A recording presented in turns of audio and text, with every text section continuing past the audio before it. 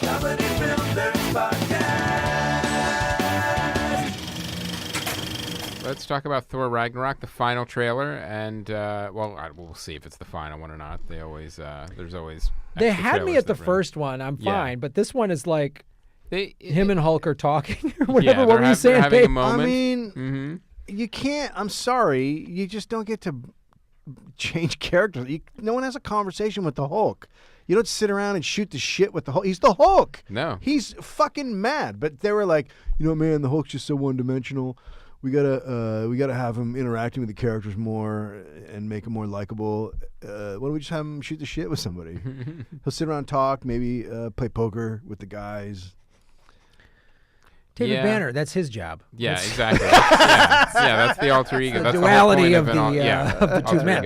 It's not if Thor can sit and talk to David Banner or Bruce Banner. That's fine. Yeah. Batman doesn't go to charity balls. You know what I mean? Like it's there's two people. It's two things.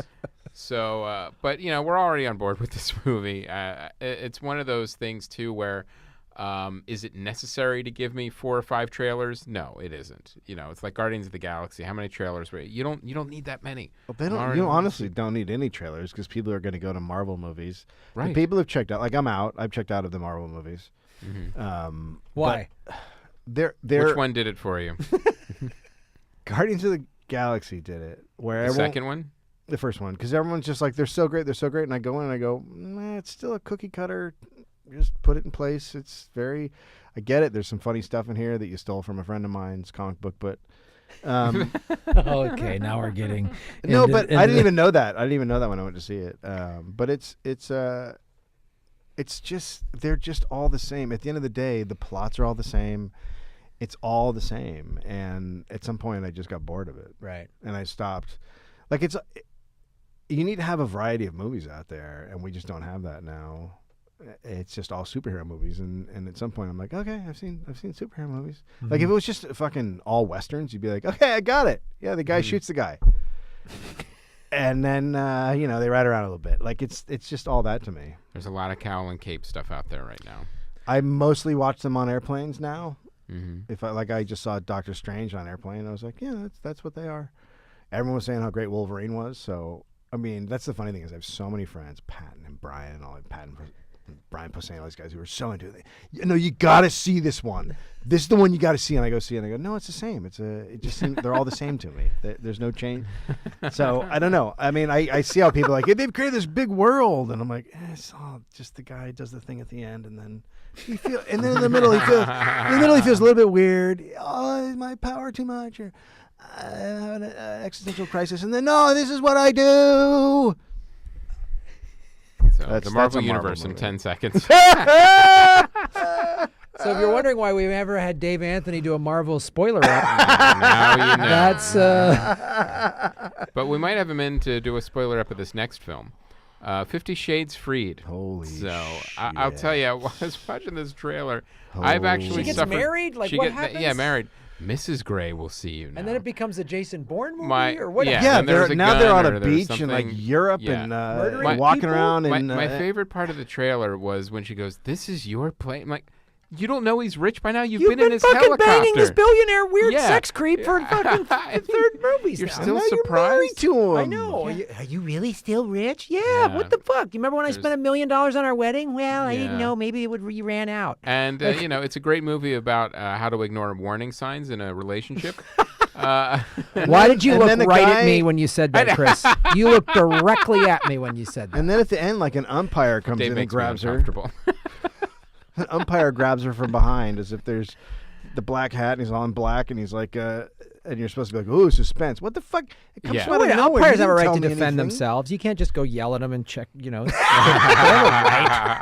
stand their ground. So it really felt like it was like the Lord of the Rings did where, okay, what are they shooting all of these at once? Because it's just literally one ridiculous scene after another just kind of put together and called a movie. I think we will have Laura House on again to defend these. She does her best to defend these movies. That's got to be hard. Why would you do that to her? It's she volunteers. She volunteers. She likes these movies. She likes. I can't believe I respect Laura. I think she's a smart person, and I refuse to believe that she legitimately enjoys these movies. I think it's a guilty pleasure for her. Yes. I think she kind of likes bad. Did they show like some hot fucking? Like, is it like a rated R? It's a hard R for it's sure. A hard R, but they have such little chemistry. The two really? leads that it's like it's almost even the sex scenes are like. Well, they seem very much like let's just get two hot people And put them together. and put them together instead of. Like, That's really what it feels like. Yeah. Yeah. Mhm. It's well, you and Melanie Griffith have something in common. She won't watch her daughter in the movies either. Is that her So, daughter? yeah. Really? Yeah. Remember before the Academy Awards, there was they actually had an argument on camera. It's like, you didn't see the movie. I don't have to see it. I know you were good in it. And then you could see like her daughter, like, Mom! rolled her eyes. Mom, Oh my come on. God! Your mom doesn't want to Yeah. get you. Then a fan, but yeah, because your mom doesn't want to watch you get torture banged in a movie. That's right. What parent wants to watch their? Oh, I love when I watch Yeah. my daughter get choked while she's getting drilled from behind. Yeah. Like I don't It's need like, to see come that. on, no, I Oh, that's what my daughter looks like when she's coming with hands around her neck. right, yeah. I don't say this often, but Melanie Griffith has a point. She didn't like getting her hair pulled when she was a kid.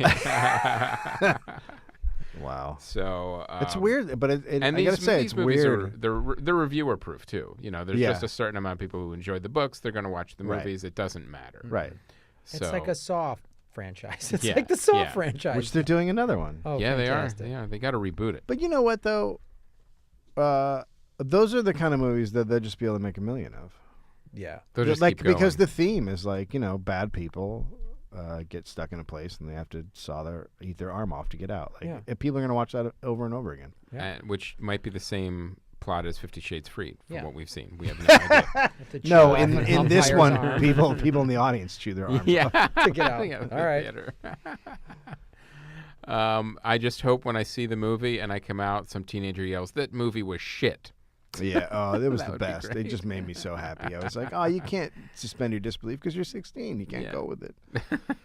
You live in a world now where back in my day, you could totally suspend your disbelief, but now it's much harder for them to, I think.